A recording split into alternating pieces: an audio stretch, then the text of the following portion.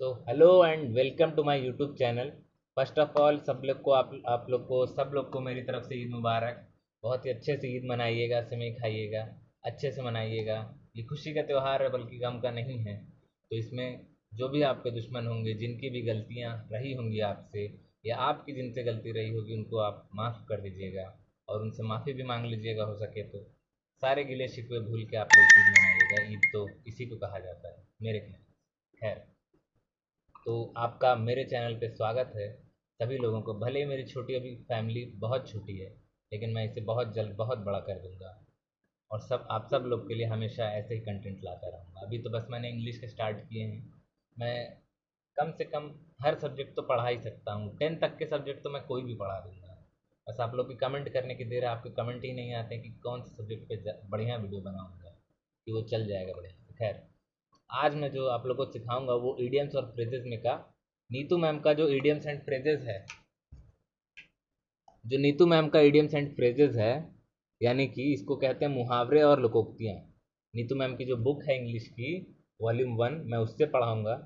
उसमें 15 साल का सारा सब चीज़ दे चुका है, मतलब दिया हुआ है, थ्योरी दिया हुआ है। ज़्यादातर एक बुक आती 15 साल की, उसमें सारा PYQ दिया रहता है, यानी प्रीवियस ईयर क्वेश्चन। तो इससे इससे आपका कोई मैटर नहीं करता है कि आप बोर्ड के एग्ज़ाम देंगे, आप कंपटीशन का एग्ज़ाम देंगे, आप UPSC तक का एग्ज़ाम दीजिए, उसमें भी यही इडियम्स एंड फ्रेजेस आएंगे, यानी कि यही मुहावरे और लोकोक्तियाँ आएंगी। नीतू मैम को बड़े बड़े लोग जानते हैं, जो लोग UPSC का तैयारी करती हैं। बहुत ही शानदार मैम है वो इंग्लिश की। हमारी क्या औकात है हम उनके बारे में कुछ भी बोलें। तो तब तक के लिए कोई सीट पकड़ लीजिए और बस बने रहिए साथ में। आइए अगले स्लाइड पे चलते हैं। दूसरा नंबर का जो स्लाइड है हमारा, इडियम्स और फ्रेजेस, यहाँ से शुरू होता है। इसमें मैंने देखिए थोड़ा सा चेंज किया है। मैंने हर हर स्लाइड में बस एक ही मुहावरा लिया है, साइज़ बड़ा किया है और यहाँ पे एक पिक्चर भी ऐड किया है, जिससे कि आपको बढ़िया समझ में आए। तो इस वीडियो को आप लोग और ज़्यादा प्यार दीजिएगा। मैं गला फाड़ फाड़ के बोल रहा हूँ ताकि माइक नहीं है, मेरा आवाज़ ही कम हो जाती है, पता नहीं कैसे, क्या इसमें माइक का सिस्टम है। देखिए, 21 नंबर पे जो हमारा ईडियम है, उसको कहेंगे at the 11th hour. 11th hour, at the 11th hour. ठीक है। इसका हिंदी में अर्थ हो जाएगा अंतिम समय में। यानी कि जब जो कोई ऐसा काम होता है जिसको हम एकदम अंतिम समय में करते हैं, जैसे हमें कहीं जाना है, बैग पैक करना है, तो हमें याद आया, अरे यार बैग तो मैंने पैक किया ही नहीं, अभी बस 1 घंटा बचा निकलने को, चलो बैग पैक करता हूँ। तो उस तरह के कामों को कहते हैं you are doing this work at the 11th hour, you are very lazy, you are very careless. तो इस तरह हम बोल सकते हैं। कोई भी काम जो कोई एकदम आखिरी समय पर करता है, उसको कहेंगे कि ये आपका काम जो है, ये आपने एट द 11th आवर पे किया है। बिल्कुल भी एक्सेप्टेबल नहीं है, लास्ट मोमेंट पे। इसी को इंग्लिश में कहेंगे एट द लास्ट मोमेंट। तो आपसे हमेशा ये जो इंग्लिश का वर्ड आप लोग देख रहे हैं ना, ये वाला, तो अब हमेशा आपसे यही इंग्लिश का वर्ड पूछेगा। रुकिए मैं आपको दिखाता हूँ करके कुछ। अरे यार ये क्या हो गया, 1 सेकंड बस रुक जाइए। मैं जो है इसको थोड़ा सा इसे करके, ये ये जो आप लोग इंग्लिश का वर्ड देख रहे हैं,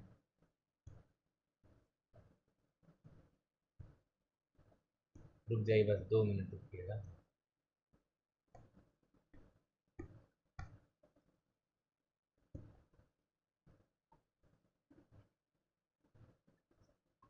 ये जो आप लोग इंग्लिश का वर्ड देख रहे हैं ना, ये हमेशा आपसे यही पूछा जाएगा, ना कि ये हिंदी पूछा जाएगा। तो हिंदी पे ज़्यादा ध्यान मत दीजिएगा, बस इसको मतलब के लिए याद रख लीजिएगा कि इसका मतलब ये होता है। ठीक है। तो आज अभी हमारी पेंसिल भी आ चुकी है, देखिए। पहले ये पेंसिल नहीं आ रही थी, खैर अभी आ चुकी है, तो मैं बढ़िया से पढ़ा सकता हूँ। आइए थोड़ा पेंसिल को बदल लेते हैं। पेंसिल की जगह हम जो है कि हाथ को ले लेते हैं। ठीक है। अभी ये ज़्यादा सही सही है, एकदम सही है। अब हम चलते हैं। 1 सेकंड बस। हाँ बस हो गया। माफ़ करिएगा, थोड़ा सा देर हो गया। हाँ, तो हमारा 21th वाला जो ईडियम है, वो 21th ईडियम है एट द 11th आवर।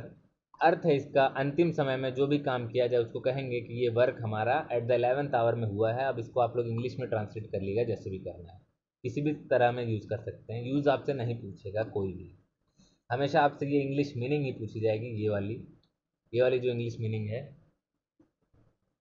ये वाली जो इंग्लिश मीनिंग है आपसे हमेशा यही पूछी जाएगी, ठीक है। तो आप इस मीनिंग को हो सके तो किसी कॉपी में नोट कर लीजिए। अब देख देख सकते हैं कि बस एक एक घंटा बचा है 12 बजने में, और ये दौड़े दौड़े कहीं जा रहा है, इनका जो काम है वो हो नहीं पाया है। तो मैंने इसीलिए आज सारे ईडियम्स में इमेजेस भी ऐड किए हैं जिससे आपको समझ में आए। आगे चलते हैं तीसरी स्लाइड पे। जो हमारा अगला ईडियम है, 22वें नंबर का ईडियम जो है, वो है back stair gossip. Back stair gossip. अब इसमें कई चीज़ें तो आपको समझ में ही आ गई। स्टेयर्स मतलब होता है सीढ़ियाँ, एक प्लूरल वर्ड है। स्टेयर मतलब हो जाएगी सीढ़ी, और स्टेयर्स मतलब हो जाएगी सीढ़ियाँ। तो गॉसिप का मतलब होता है बातचीत। ये तो लड़कियों को ज़्यादा मालूम होगा, खैर हमारा इससे कोई लेना देना नहीं है। बैक मतलब होता है पीछे। इसका अर्थ ये निकलेगा कि नौकरों के बीच का गपशप, या इसको इस तरह भी कह सकते हैं कि पीठ पीछे बुराई करना या गपशप करना, उसको भी कह सकते हैं, ठीक है।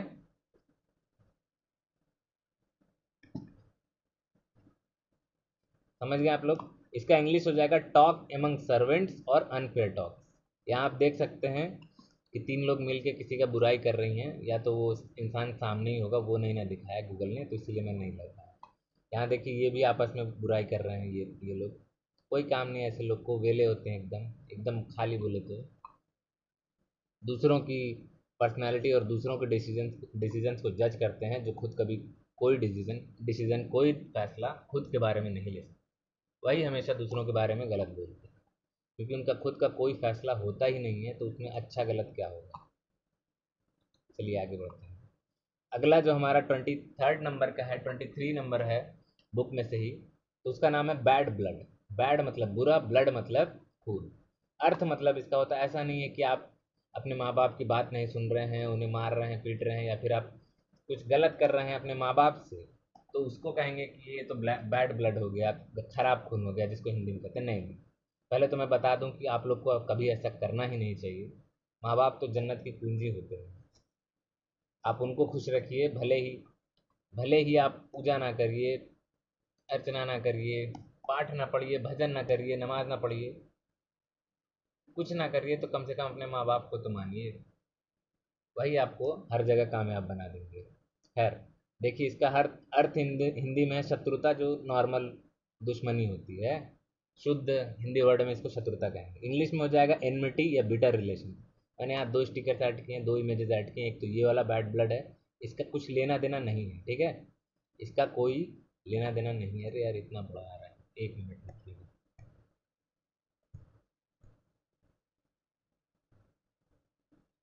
इसका इसका जो है कोई लेना देना नहीं है, ठीक है। तो आप लोग इसे देख के परेशान मत होइएगा, आप लोग इसे नोटिस करिए, इसे जो ये दो लोग लड़ रहे हैं आपस में। समझ गए। चलिए, तो इसको हम क्लियर कर देते हैं, आगे बढ़ते हैं। जो हमारा 24वां वर्ड है, जो हमारा 24वां ईडियम है, सॉरी मुहावरा जो है हमारा, वो है बैग एंड बैगेज। अब ये आप लोग को देख के ही समझ में आ गया होगा कि बैग एंड बैगेज है, तो समझ गए भाई, इसको तो समझाना ही नहीं पड़ेगा तुम्हें। देखिए क्या होता है बैग एंड बैगेज, पढ़ते ही समझ में आ गया होगा भाई। देखो, बोरिया बिस्तर समेत। अब ये वर्ड तो हम लोग कई बार सुनते हैं अपने माँ बाप से, दोस्तों से, जहाँ कहीं भी हमसे गलती हो जाती है, भाई चलो अपना बोरिया बिस्तर बांधो और यहाँ से निकल लो। मोदी जी जैसे कहते हैं ना, हम तो खैर छोड़ो, हम वो नहीं कह सकते। अर्थ है इसका बोरिया बिस्तर समेत। इंग्लिश में इसको कह देंगे विथ ऑल बिलोंगिंग्स। इसे आपको मैं बता दूं कि मैं बहुत बड़ा हो गया हूँ कार्टून के लिए। कार्टून मैं देख नहीं सकता, लेकिन मैं पहले बहुत 2-3 साल पहले बहुत कार्टून देखता था, तो मुझे सारे कैरेक्टर सब कुछ याद है।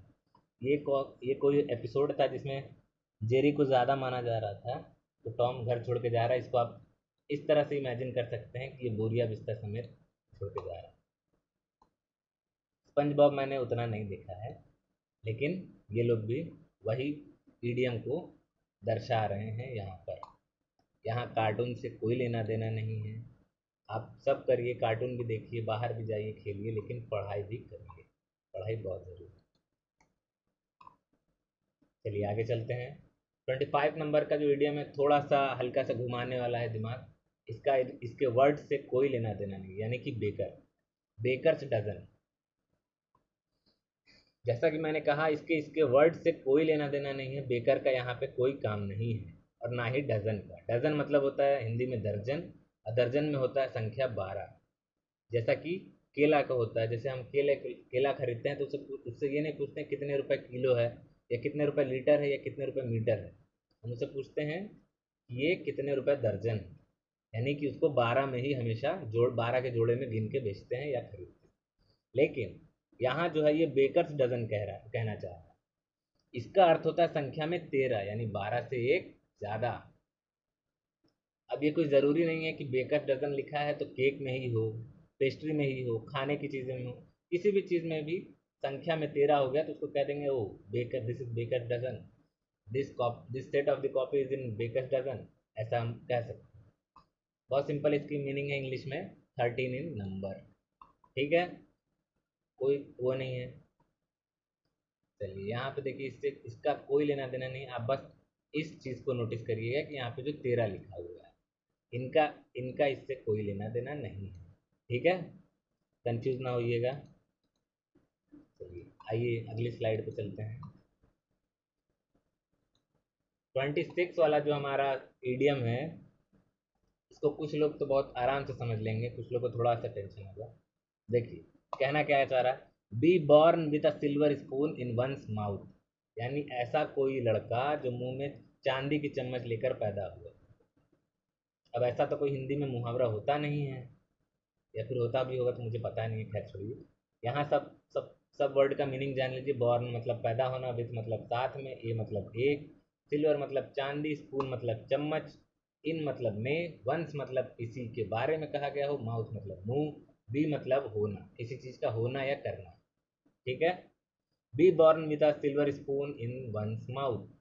इसको आप हिंदी में इस तरह समझ सकते हैं, पता नहीं मुझे हिंदी में ये मुहावरा है कि नहीं। इसको आप हिंदी में इस तरह समझ सकते हैं कि वह जो है चांदी का चम्मच अपने मुंह में लेकर पैदा हुआ। अब इसका क्या मतलब होता है, यानी कि बहुत धनी परिवार में पैदा होने वाला बच्चा। ठीक है, इंग्लिश हो जाएगा to be born in a rich family. देखिए यहाँ पे इस कार्टून में, इस पिक्चर में ये दिखाया गया है कि ये देखिए, ये पूरा पैसा पड़ा हुआ है, ये पैसा पूरा पूरा पड़ा हुआ है, सोना चांदी सब गठरी डॉलर पड़ा हुआ है भाई इनके पास तो, और इनके मुंह में चांदी की चम्मच भी। तो इस तरह से आप समझ सकते हैं। अब ये नहीं है कि इसको सीख गए हैं तो कहीं भी कोई भी अमीर देखा वो अच्छा ही हो भले ही, उसको कहते फिरेंगे be born, you are born with a silver spoon in one's mouth. वो कहेगा भाई मेरे मुंह में कहाँ चम्मच देख ली तू। ठीक है, तो इसका ज़्यादा मत यूज़ करिएगा, मजाक तक रखिएगा बस। चलिए आगे देखते हैं। ये जो हमारा है, ये वाला, ये देखिए, कुछ ईडियम्स ऐसे हैं, मैं बता दूं आपको, कुछ इडियम्स ऐसे हैं जिनका उनके वर्ड से, या कभी कभी जिनका उनके पिक्चर से कोई लेना देना नहीं है। मैंने बस उसे समझाने के लिए इसमें लगाया है। ठीक है, चलिए 27th वाला जो हमारा वर्ड है वो है be in the driver seat. इसका अर्थ है सारी जिम्मेदारी का भार उठाना। ये ये ज़रूरी नहीं है कि अगर वो कोई बंदा गाड़ी ही चला रहा है तभी हम उसे कहेंगे be in the driver seat.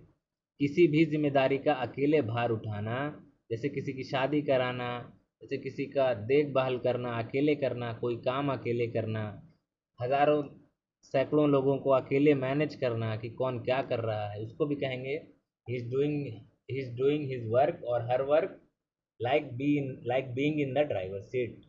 ठीक है, तो इसकी इंग्लिश मीनिंग आप लोग लिख लीजिएगा, नहीं तो स्क्रीनशॉट ले लीजिए। कुछ भी करिए बस इसको याद रखिएगा, बियरिंग ऑल रिस्पॉन्सिबिलिटी। बहुत छोटे छोटे वर्ड मीनिंग है, मैं आपको बता दूं, मीनिंग सारे बहुत छोटे छोटे हैं, और एक एक नंबर, दो दो नंबर, किसी किसी एग्जाम में 4 नंबर दे जाते हैं ये वर्ड। आप सोच सकते हैं 4 नंबर कुछ होता है, वही समझ सकता है जो कभी मेहनत करता है कंपटीशन के एग्ज़ाम से। अगर आप में पेशेंस है, अगर आप सोचते हैं कि मैं कुछ निकाल सकता हूँ, गवर्नमेंट जॉब की प्रिपरेशन कर सकता हूँ, तो पहले खुद से ये पूछिएगा क्या मेरे अंदर इतनी सब्र है, क्या मैं 2-3 साल किसी भी चीज़ को पढ़ सकता हूँ। वहाँ मुझे इंग्लिश भी पढ़ना होगा, वहाँ मुझे Hindi, math, science, physics, bio, chemistry, history, polity, geography, environment, static, कितनी चीज़ों का तो आपने नाम भी नहीं सुना होगा। मैथ, बायो वाला बच्चा यहाँ मैथ पढ़ता है, मैथ वाला बच्चा यहाँ बायो पढ़ता है। कॉमर्स वाला बच्चा सारा कुछ पढ़ता है, बस नहीं पढ़ाया जाता है यहाँ पे तो खाली आर्ट, बाकी सब यहाँ आपको पढ़ना पड़ेगा। तो वो उसको सोच कर ही आप कंपटीशन में घुसिएगा। मैं ये नहीं चाहता कि आपकी कुछ साल पढ़ाई में ही बीत जाए बिना कोई नतीजे के। प्राइवेट जॉब्स भी अच्छी होती हैं, लेकिन गवर्नमेंट जॉब का तो रुतबा ही अलग। कहने का मतलब, अगर आप में सब्र है और अगर आप पूरे ईमानदारी से पढ़ सकते हैं तो ही पढ़िएगा, वरना तो कई लोग आते हैं कंपटीशन का तैयारी करने, लेकिन कुछ नहीं हो पाता है। हाँ, तो मैं ये कह रहा था कि हज़ारों की भीड़ में बच्चे आते हैं, हज़ारों की भीड़ में यहाँ बच्चे आते हैं किसी किसी कोचिंग में कुछ बनने के लिए, गवर्नमेंट जॉब पाने के लिए, लेकिन लगता बस किसी 10 का है, किसी 5 का है, किसी 50 का है, ऐसे लगता है। बहुत मारामारी है हमारी यूपी में, तो बहुत मारामारी है, हद से ज़्यादा। अगर आप में है हिम्मत तभी आप घुसिएगा इस लाइन में, नहीं तो नहीं घुसिएगा, मैं साफ बोल रहा हूँ। प्राइवेट जॉब्स भी अच्छी होती हैं। खैर, ये देखिए, इसमें ये महिला इनको भटकाने की कोशिश कर रही है कि राइट मुड़िए, लेफ्ट मुड़िए, लेकिन ये अपने काम पर फोकस कर रहे हैं। और इसमें भी ये बच्चा यही काम कर रहा है, क्योंकि ये जानते हैं कि अगर मैंने राइट लेफ्ट मोड़ लिया या उधर उधर इधर उधर देख लिया, तो फिर हम दोनों कहीं नहीं देखने लायक रहेंगे, हम लोग बस ऊपर ही देख सकेंगे। चलिए आगे चलते हैं।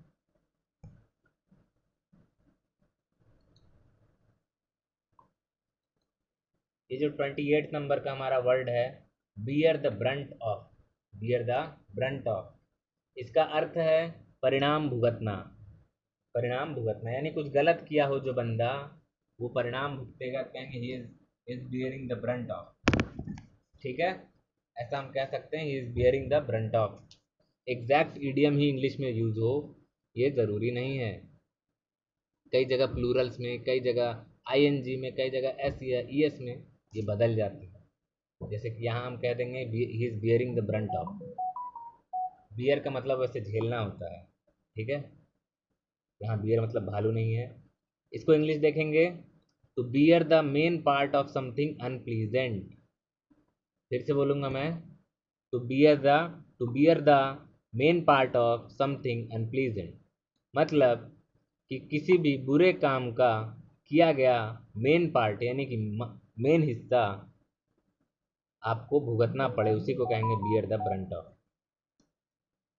ठीक है। अब देखिए, ये दादाजी शायद ज़्यादा ही अपना आंदोलन कर रहे थे महात्मा गांधी की तरह, या फिर कुछ एयरपोर्ट से ड्रग्स ड्रग्स लाए होंगे, तो उसी केस में इनको पुलिस पकड़ी होगी। भाई यहाँ की पुलिस नहीं पकड़ी है, अब तो ये छूटने से रहे। इंडिया की पुलिस तो ले दे के काम कर लेती है, बाहर की पुलिस लेती नहीं, सिर्फ देती है। चलिए आगे बढ़ते हैं। तो देखिए 29 नंबर का जो हमारा वर्ड है, बीट अबाउट द बुश, या ऐसे भी कह सकते हैं बीट अबाउट द बश, दोनों बात कह सकते हैं। ठीक है, इसका अर्थ बहुत सिंपल सा है, घुमा फिरा कर बातें करना। मतलब किसी भी चीज़ के बारे में पूछो तो सही सही ना बताना, अरे मैं गया था, अरे मैं आया था, अरे ये कर रहा था, अरे वो कर रहा था, करते करते शाम, मतलब इस तरह के बहाने बनाने वाले लोग, उनको कहेंगे he is beating about the bus, he is not telling anything completely और क्लियरली। ठीक है, तो इसका इंग्लिश वर्ड आप लोग लिखेंगे, याद रखेंगे। देखिए, ये दोनों वर्ड में से कुछ भी पूछ सकता है। ठीक है, ऐसा हो सकता है ऑप्शन बी में ये वर्ड हो, लेकिन ऑप्शन सी में ये वर्ड नहीं हो, या तो ये हो या तो ये हो, ये हो तो ये ना हो, ये हो तो ये ना हो, या तो ये दोनों लिखा हो, ऑप्शन सी में लिखा हो ए और बी दोनों, तो आप उसको मारेंगे। ठीक है, अक्सर केस में यही होता है कि दोनों ऑप्शन दे के ऑप्शन सी बोल देता है कि इन दोनों में से कोई नहीं, या तो इन दोनों में से। ठीक है, तो इसको कहेंगे to talk in a round about manner और सरकम लोकेशन। वही मतलब है घुमा घुमा फिरा कर बातें करना। आप यहाँ आसानी से पढ़ सकते थे पहले अगर चाहते तो। Beating around the bush, the beat about the bush, एक ही बात है, घुमा फिरा के बातें करना। देखिए, ये महाशय इनको इतनी लंबी लंबी बातें बता रहे हैं, लेकिन इनके कुछ समझ में नहीं आ रहा, क्योंकि ये घुमा घुमा के बातें बता रहे हैं। ठीक है, सारी इमेजेस एकदम क्लियर हैं, सारे वर्ड्स एकदम क्लियर हैं, बड़े बड़े दिख रहे होंगे, आवाज़ बढ़िया सुना रहा होगा, मैं एकदम चिल्ला चिल्ला के आपको समझा रहा हूँ। ठीक है, तो आप लोग प्लीज़ ध्यान दीजिएगा इधर ही। आगे चलते हैं। अगला जो हमारा ये है ईडियम जो है हमारा,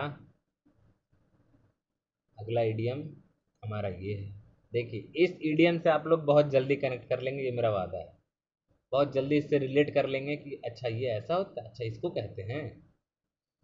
जैसे अब जैसे कि हमारे यहाँ दो लोग में लड़ाई हो जाए और एक थोड़ा सा ताकतवर ज़्यादा हो और दूसरा थोड़ा सा कमज़ोर हो, तब उसको कहते हैं ना भाई इसने तो दूसरे को मार पीट के एकदम नीला कर दिया भाई, मार पीट के एकदम नीला कर दिया, लाल नीला हो गया एकदम, इतना मारा उसको, खून निकल गया तो लाल हो गया और फिर मुंह सूज गया तो नीला हो गया।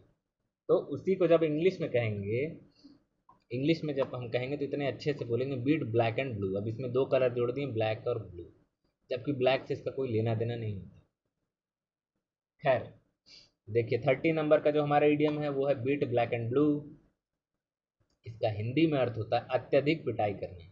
अब देखिए यहाँ पे मैं हिंदी भी थोड़ा सा आप लोगों को समझा सकता हूँ। अत्यधिक, अत्यधिक मतलब ज़्यादा से ज़्यादा, बहुत ज़्यादा जिसको कहते हैं। इसका दूसरा वर्ड हो जाएगा पर्यायवाची सर्वाधिक, लेकिन वो यहाँ यूज़ नहीं होगा।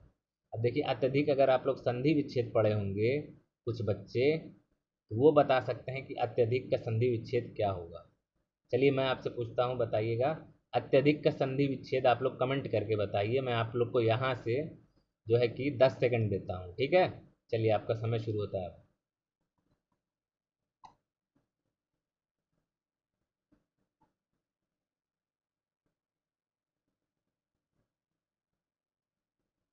चलिए टाइम खत्म हो गया, वैसे भी कोई बताएगा नहीं मुझे मालूम है, लेकिन अत्यधिक का जो संधि विच्छेद होगा उसमें अति होगा और प्लस का साइन लगेगा और उसमें अधिक हो लिखा आएगा। अति और अधिक, अति मतलब बहुत, अधिक मतलब ज़्यादा, ठीक है। तो जब किसी चीज़ के अधिक हो जाए तो अति हो जाए तो उसको कहेंगे अत्यधिक। इंग्लिश में कहेंगे बीटिंग मर्सिलेसली, मतलब बिना दया भावना के बस मारे जाना, मारे जाना, उसको कहेंगे he he is doing fight with him and he beated and and he is beated like black and blue।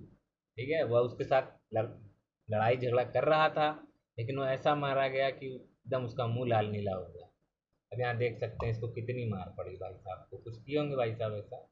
Anti Romeo squad वाला याद है कि नहीं, बनारस के लोगों, एंटी रोमियो याद तो होगा ही।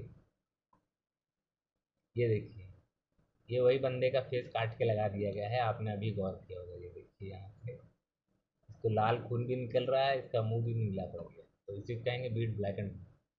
कभी कभी काला भी हो जाता है जब आंख पे लगे तो एक तरह से तीनों रंग सही है। अभी अपने भाई से लड़ाई करके देखिएगा,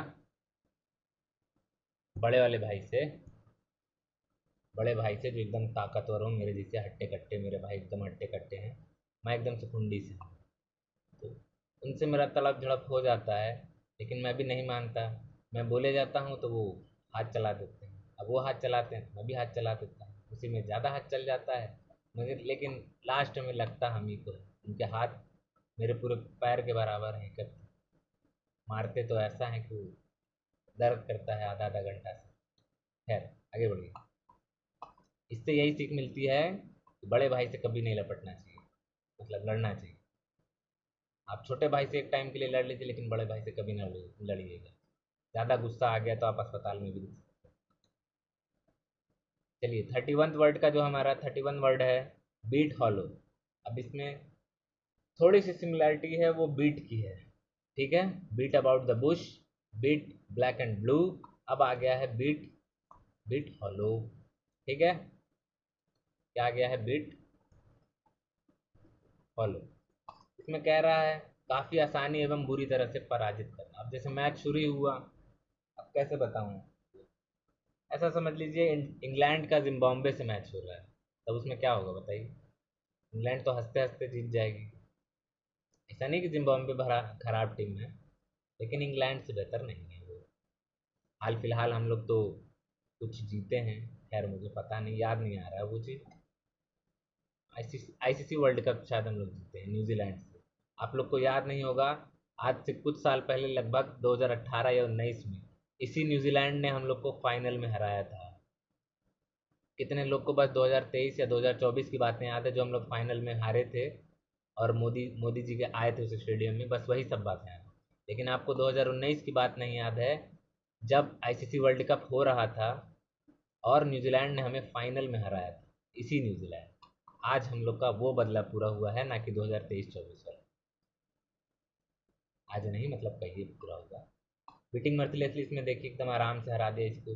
अभी देखिए छोटा बच्चा इसको कैसे हरा दिया, मुझे तो ये समझ में नहीं आ रहा इसने कहाँ मारा।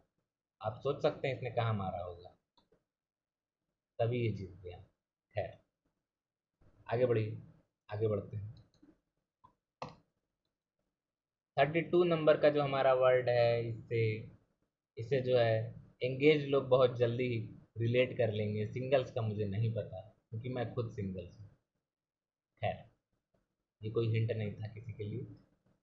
32 नंबर का जो हमारा वर्ड है वो है बेक एंड कॉल। इसका अर्थ हमेशा है आज्ञा में रहना। अब इसको आप कैसे सिंगल कैसे रिलेट करेंगे? जैसे आप एयरप्लेन में गए हैं, एक एक बटन होता है, कुछ उसमें अलार्म की तरह बटन होता है। जैसे आप उसको प्रेस करेंगे तो घंटी वो सीधा एयर होस्टेस के पास जाएगी और वो दौड़े दौड़े चली आएगी। उसको कहेंगे the air hostess in the airplanes are on the beck and call. मतलब हमेशा आज्ञा में वो रहती हैं कि आप लोग उन्हें जब भी बुलाएं, जिस भी समय पर, उनमें से कोई एक आ ही जाएगी। अब आप चेक करने के लिए हमेशा मत बुलाते रहिएगा टिप टिप कर, नहीं तो उतार भी देंगे चलते प्लेन से। ठीक है। इंग्लिश में रेडी टू ऑर्डर ओबे इंस्टेंटली। और कपल लोग कैसे रिलेट कर सकते हैं, एंगेज लोग जितने हमारे बॉयफ्रेंड हैं गर्लफ्रेंड हैं, उसको मुझे बताने की ज़रूरत नहीं। बस मोहतरमा ने घंटी बजा दिया कि भाई कहीं भी हो, भले ये कश्मीर में हो, ये कन्याकुमारी में हो, भाई दौड़ते हुए जाएगा बिना ट्रेन। बस मोहतरमा चूं करने की देर है और ये दौड़े दौड़े जाएंगे। देखिए अभी भी जा ही रहे हैं हाथ में कुछ लेके। चलिए आगे बढ़ते हैं। 33 हमारा जो वर्ड है, इडियम है। ये फिर एक ऐसा इडियम आ गया है जिसका इसके वर्ड से कोई लेना देना नहीं है। ठीक है। तो वर्ड हमारा इडियम है बेड ऑफ रोजेज, मतलब फूलों का बिस्तर। इसका इसके वर्ड से कोई लेना देना नहीं है। इसका अर्थ है हमेशा आनंद से भरपूर, वो काम जो हमेशा आनंद से भरपूर हो, जैसे कि लेटे लेटे रील देखना और अपने दिमाग को कमज़ोर करना। आप लोगों को पता है हाल ही में कितनी रिसर्चेस से ये साबित हुआ है कि जो लोग रील देखते हैं 3 घंटे 4 घंटे, दिन के जो 24 घंटे में से 3 घंटे 4 घंटे रील देखते हैं, जो 6-7 घंटे देखते हैं उनका तो माशाल्लाह है भाई, क्या कहें। 3-4 घंटे देखने वाले रील के लोग, उनके दिमाग की क्षमता हमेशा कम होती जाती है। वो लोग हमेशा कभी ये महसूस कर सकते हैं कि जो चीज़ें मुझे, जो पढ़ाई की चीज़ें 10 मिनट में याद होती थी, अब वो चीज़ 20 मिनट में मुझे याद हो रही है, वो 25 मिनट में याद हो रही है, या तो वो याद ही नहीं हो रही है। तो हमेशा रील हमेशा उतना ही देखें जितना आपको इंटरटेन हो, उतना ना देखें कि आप उसमें कुछ एकदम डूब जाएं और कुछ खोजने लगें उस रील में। ठीक है। रील बहुत बड़ी समस्या है जिससे ये हमारे इंडिया में ही सब इन सब बड़ी बड़ी बातों को सोचा नहीं जाता। हमेशा हिंदू मुस्लिम किया जाता है, लेकिन बाहर के लोग इसको बहुत अहमियत देते हैं। हमारे इंडिया में भी रील को एक मुद्दा बनाना चाहिए। रील हमारा कोई छोटा मुद्दा नहीं है। इससे कितने बच्चों की फिजिकल हेल्थ खराब हो रही है, मेंटल हेल्थ खराब हो रही है। वो बच्चे बाहर नहीं जाते, घर में ही पड़े रहते हैं, गेम खेलते हैं, रील देखते हैं। जो कि हम लोग तो कभी ऐसे नहीं थे, हम लोग तो हमेशा मिट्टी में खेलने वाले बच्चे हैं, तभी हम लोग हमेशा बीमार नहीं पड़ते। आज तो छोटे छोटे बच्चों को चश्मा लग जाता है, शुगर हो जाता है, बीपी बढ़ जाता है, समझ नहीं आता कैसे। इंग्लिश है हमारा प्लीजेंट सिचुएशन ऑफ कंफर्ट। ठीक है। देखिए ये बंदा यहाँ पे लेटे लेटे काम कर रहा है, क्या काम कर रहा है आप देख ही सकते हैं। खैर, आगे बढ़ते हैं, अगले इडियम पे चलते हैं। अगला जो इडियम है हमारा इसी का अपोजिट, जिसको कहते हैं विलोम। ठीक है। एंटोनिम्स, एंटोनिम्स भी आएगा अभी, लेकिन पहले इन दो को तो ख़त्म कर लूँ, वन वर्ड सब्सटीट्यूशन और इडियम्स एंड फ्रेजेस। उसके बाद आपके लिए एंटोनिम सिनोनिम्स ला। तो ये 34th हमारा जो है बेड ऑफ थ्रोन। थ्रोन मतलब होता है कांटे, कांटों का बिस्तर जिसे हम कहेंगे हिंदी में। अर्थ हो जाएगा दुख एवं तकलीफ से भरपूर। ये देख रहे हैं, लिखा तो है कांटों का बिस्तर, लेकिन बना के दिया गया है कांटों का रुमाल। क्या बात। अब इससे आप लोग नाक मत कुछ लीजिएगा या मुंह मत कुछ लीजिएगा, वरना दोबारा मुंह दिखाने के काबिल नहीं रहेंगे आप लोग। और ये देखिए, इस पे तो कभी भूल कर भी मत लिखिएगा। ये जितना मैं बता रहा हूँ ना करने वाली चीज़ें, ये खुद के लिए हैं। आप चाहें दूसरों के साथ मजाक कर सकते हैं, इसके ऊपर से कोई गद्दा हल्का सा चादर लगा के बोल दिएगा लेटिए, लेट जाइए, क्या करना है। ये रुमाल किसी को दे के बोलिएगा भाई नाक पोंछ लो, नए तरीके का रुमाल है। तो दूसरों के साथ आप लोग कर सकते हैं, खुली छूट है। खुद के साथ नहीं करिएगा, नहीं तो तकलीफ होगा।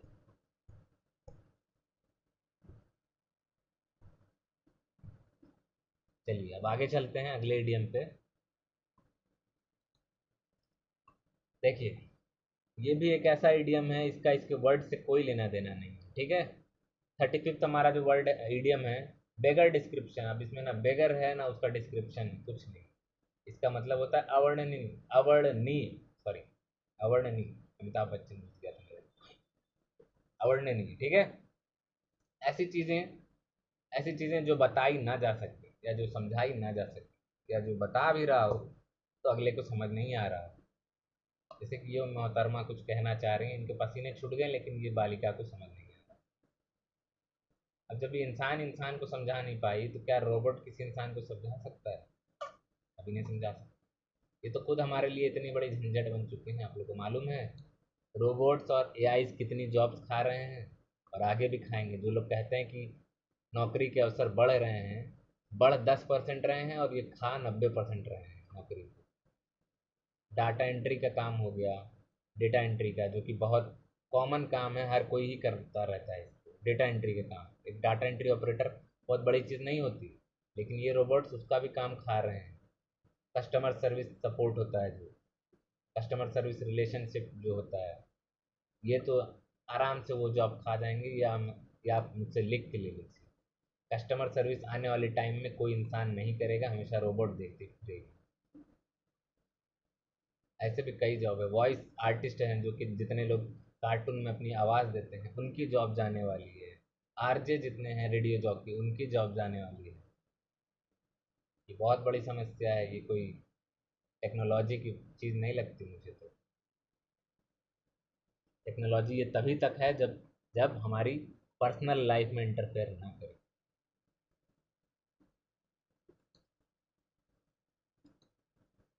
देखिए, अगला जो हमारा वर्ड है 36 नंबर का, बिल द कैट। मतलब बिल्ली के गले में घंटी कौन बांधेगा। ये लोकोक्ति है, ये मुहावरा नहीं है। और इसका अर्थ ये होता है कि जोखिम उठा के कोई काम करना, ठीक है। अब इनका इसमें इस मुहावरे का बिल्ली से कोई लेना देना नहीं है, ना ही इसका घंटी से कोई लेना देना है, ठीक है। इसका लेना देना इससे है, कोई जोखिम वाला काम अकेले करना भीड़ में होकर। 10 लोगों की भीड़ में कोई बंदा अकेले निकल के ऐसा काम करता है, तो कहेंगे he is doing bell the cat. Now bell the cat, ये काम करके दिखाओ, ठीक है।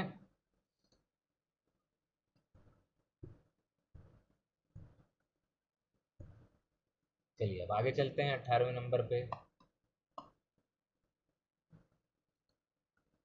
देखिए 37th वाला जो मेरा वर्ड है, वो है between the devil and the deep sea. अर्थ इसका क्या है? दो गंभीर परेशानियों के बीच फंसे होना। अब जैसे हमारे इंडिया में कई सारी कहावत है, आगे आगे कुआं पीछे खाई, या फिर आगे कुआं पीछे शैतान, ऐसा भी हम लोग कहते रहे। अभी लोग खाई की जगह, कुएं की जगह समुंदर और शैतान कहाँ से जोड़ दिए, मुझे नहीं समझ में आया।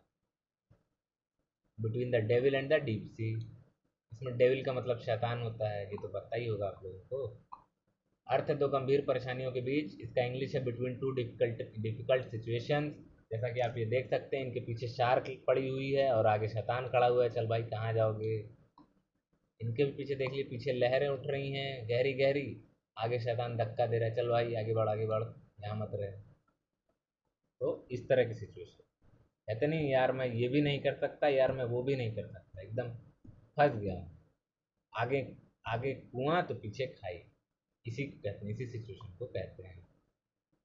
चलिए आगे देखते हैं। अगला हमारा जो वर्ड है, जो इडियम है, हाँ यही था। अगला जो हमारा इडियम है वो है बिग गन। अब इसका गन से भी कोई लेना देना नहीं है, कंफ्यूज ना होइएगा आप लोग।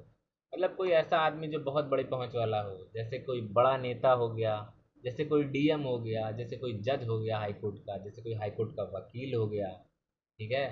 जैसे सीए हो गए हमारे, चार्टर्ड अकाउंटेंट, बहुत बड़ा नाम होता है सीए, तो छोटा नाम नहीं होता।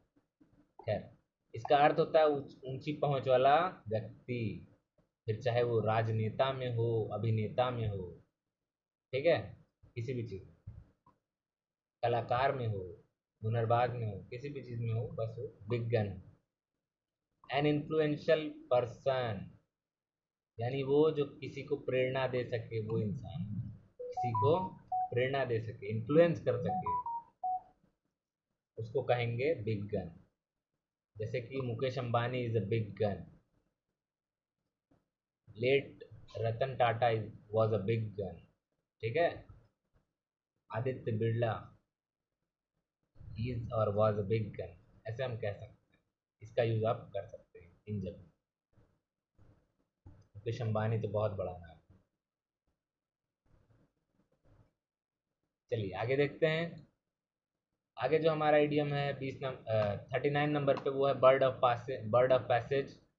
यानी कि ऐसा कोई व्यक्ति जो यदा कदा आता हो, मतलब कभी कभी आता हो जब उसका मन कर जाए। इसको हम ईद का चांद भी कह सकते हैं, जैसे हम लोग कहते हैं ईद का चांद। और वैसे आज ईद है भी, आज मैं ईद को अपने इतनी रात को, मतलब ये इसको रिकॉर्ड कर रहा हूँ। खैर, हमारा ईद तो सुना सुना ही बीतता है, हमारे ज़्यादा दोस्त नहीं हैं, हम लोग ज़्यादा जाते भी नहीं कहीं। देखिए इंग्लिश मीनिंग इसका क्या हो जाएगा, वन हु कम्स ओकेजनली। जैसा कि ये वाली जो बर्ड है, एक बर्ड होती है जो हमारे यहाँ भोर में आती है, मतलब आती रहती है, कभी कभी आप उसकी आवाज़ सुनेंगे तो थोड़ी अजीब होती है। इन सारी बर्ड से, वो जो बर्ड्स होती हैं, वो बहुत दूर से कई सारी कंट्री से सफ़र करके आ रही होती हैं, जिनका हम कभी कभी मजाक भी उड़ाते हैं, निचढ़ा, वो वाली बर्ड। तो इस तरह से कह सकते हैं, is a bird of passage, यदा कदा आता रहता है, बस मन कर दिया तो आ गया, नहीं मन कहते हैं। अब देखिए बर्ड से दूसरा रिलेटेड है, बर्ड्स आई व्यू। क्या है बर्ड्स आई व्यू, मतलब सरसरी निगाह से देखना, ऊपर ऊपर से देख लेना बस, कि समझ लो भाई काम क्या है। यहाँ पे भाई समझा रहे हैं कि भाई आप लोग बस ऊपर ऊपर समझ लीजिए काम क्या है। ये ऊपर ऊपर से नज़ारा देख रहे हैं, गलत नज़ारा मत सोचिएगा कि करना इनको क्या है। नज़ारा तो हम लोग लड़के कुछ और ही समझ लेते हैं। आगे बढ़ो। 22 जो हमारा वर्ड है, 41 नंबर का 22 स्लाइड जो है, बर्ड्स ऑफ अ फेदर, एक ही प्रवृत्ति के लोग, जिसको हम लोग अपने मुहावरे में एक ही थाली के चट्टे बट्टे कहते हैं। अब अंग्रेजों ने इसमें से थाली निकाल दिया, चट्टे बट्टे निकाल दिया, चिड़िया और पंख घुसो दिया, ठीक है। Birds of a feather, English इसका हो जाएगा, people with the same idea, characteristics और इंटरेस्ट, मतलब सामान्य बुद्धि या सामान्य व्यवहार या सामान्य रुचि के लोग, एक ही जैसे वाले। देखिए यहाँ पे देख सकते हैं, दीज ऑल आर बर्ड्स, कह क्या रही हैं, birds of the same feather flock together. चलिए आगे बढ़ते हैं।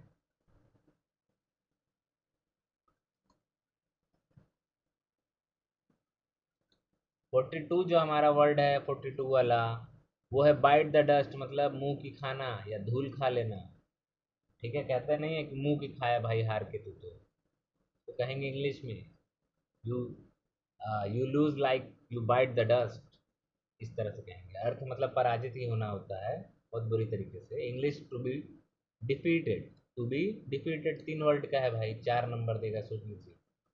लिखते चलिएगा इसे, सबसे बढ़िया पढ़ाई उसी को माना जाता है, जो साथ में जो साथ में कॉपी पेन और लेके बैठते हैं और साथ ही में नोट करते चलते हैं। ऐसा नहीं जो बच्चे बाद में पीडीएफ मांगते हैं उन्हीं का सिलेक्शन होता है, वो बच्चे तो बहुत, क्या ही बोला थे, ऐसे बच्चे पढ़ नहीं पाते जो बाद में पीडीएफ मांगते हैं, पहले सुन लेते हैं। सबसे बढ़िया तरीका पढ़ने का यही होता है कि आप अपने साथ जब भी कोई एजुकेशनल वीडियो देखें, तो आप एक पेन और एक कॉपी लेकर बैठें, वही सबसे बढ़िया तरीका होता है। 43 हमारा जो वर्ड है, इसे ब्लैक शिप कहते हैं, ब्लैक शिप। अब इसका यूज़ खाली टीम या परिवार के लिए नहीं होता, किसी भी चीज़ के लिए भी होता है। जैसे किसी सेना की फौज में, इंडिया की फौज में पाकिस्तान का कोई आदमी घुस जाए, उसको पहचानने के लिए भी कहेंगे he is a black ship in our army, It does not belongs to our country. He can't be our soldier. He's a black sheep. ठीक है, अब देखिए ये लो हो गया, बैटरी भी लो हो गई। खैर जल्दी जल्दी खत्म करते हैं। अर्थ, ऐसा व्यक्ति जो परिवार या टीम के लिए शर्मिंदगी का कारण बने। लेकिन जरूरी नहीं है हमेशा परिवार या टीम ही हो, कुछ देश भी होते हैं। क्या नाम लिया, छोड़ो। English, a person who is regarded as disgrace for his family और टीम एटसेट्रा।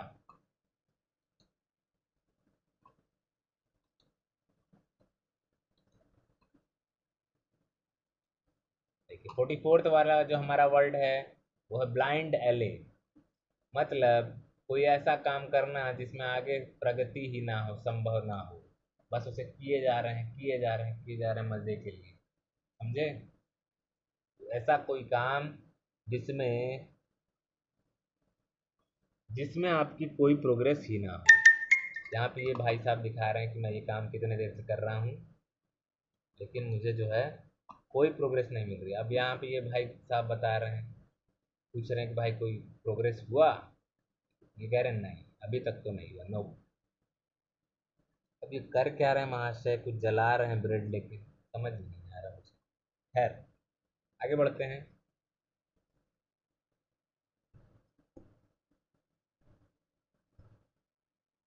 26th वर्ड वाला, मतलब 26th स्लाइड, ये जो है हमारा, एक बार चेक कर लेता हूँ, छूटा तो नहीं? हाँ 44 और ये 45, हाँ ठीक है। 45 जो हमारा वर्ड है वो है ब्लाइंडेड। अब इसके बारे में कौन नहीं जानता भाई, सब जानते हैं, बच्चे बूढ़े नौजवान। बस इतना रहम है कि आजकल पैदा होने वाले बच्चे नहीं जानते, वरना वो भी ब्लाइंडेड कर रहे होते आजकल। इसका अर्थ है किसी अनजान व्यक्ति से मिलना, जो आप लोग हमेशा करते रहते हैं। अरे मैं भी तुम्हें में आता हूँ। इंग्लिश हो जाएगा, अ meeting between a girl and a boy. यहाँ देखिए साफ शब्दों में लिखा हुआ है, दो सेम जेंडर लोगों की मीटिंग नहीं होती ये होती है अपोजिट जेंडर वालों की। यानी कि लड़की की लड़का से, लड़का का लड़की से। ये क्या करने के लिए मिलते हैं, ऊपर वाला जाने बस। A meeting between a girl and a boy who have not met before, मतलब वो पहले कभी नहीं मिले हों, ऐसे दो लोगों के बीच मीटिंग, एक लड़का हो और एक लड़की।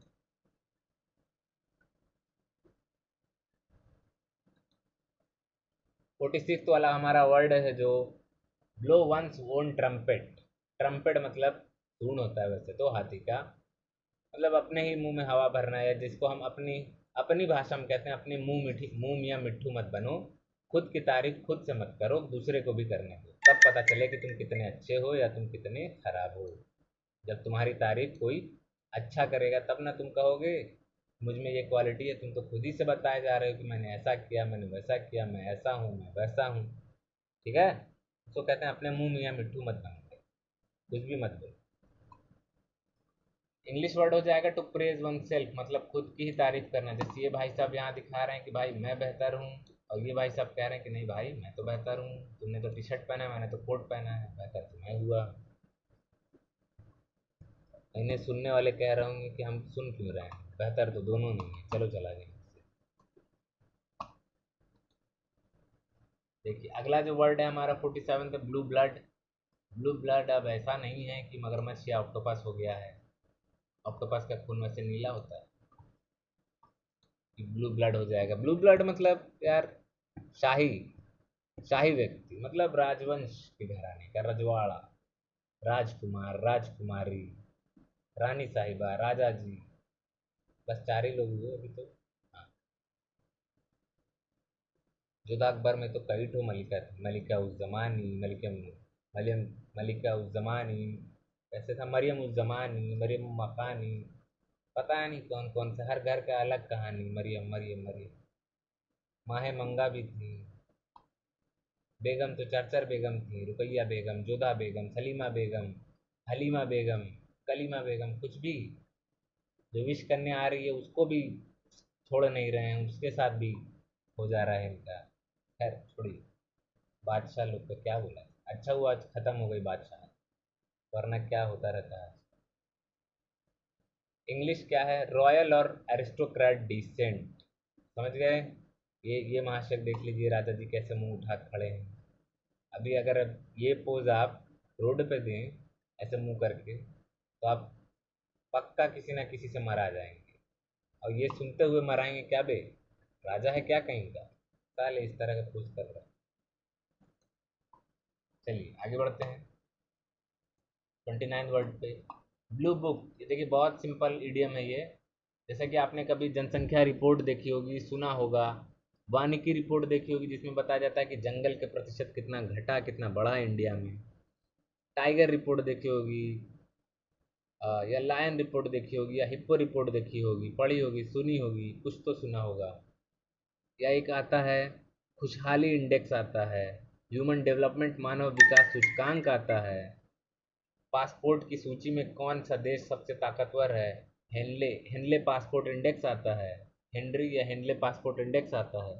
यानी दुनिया भर की जितनी भी सूचियां हैं, जितने रिपोर्ट्स हैं, जिनमें बताया जाता है कि दूसरे देश और अपने देश किस हालत में हैं, क्या कर रहे हैं, या खुद के राज्य की कोई रिपोर्ट उसके अंदर की, उसको कहेंगे कि वो ब्लू बुक है। आम कुछ भी हो सकता है ब्लू बुक, ठीक है। कोई योजना चल रही है, उसके बारे में कितने लोग को लाभ हुआ, कितने लोग को नहीं हुआ, वो रिपोर्ट अगर तैयार करके दी गई सदन में या जनता के सामने या कोर्ट में या किसी को भी बताई गई, तो वो कहेंगे कि वो ब्लू बुक है, सरकारी रिपोर्ट है। Normal government report is called as blue book.